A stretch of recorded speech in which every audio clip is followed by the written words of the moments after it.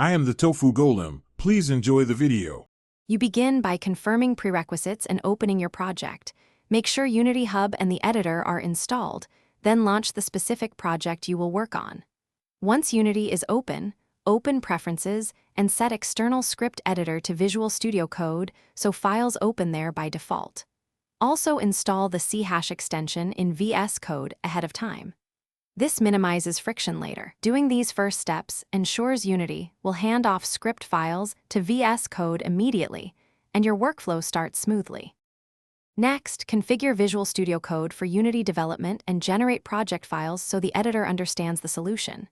Install the CH and Unity Debugger extensions, then in Unity choose Assets Open CH Project to regenerate CSproj and SLN files.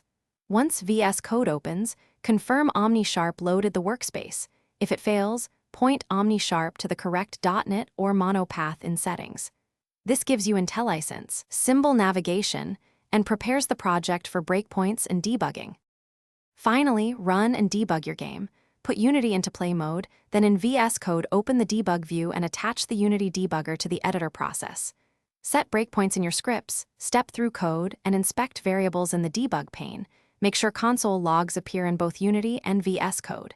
If symbols or IntelliSense fail, regenerate SLN/CSproj from Unity, restart Unity and VS Code, and verify the CH extension and OmniSharp are active.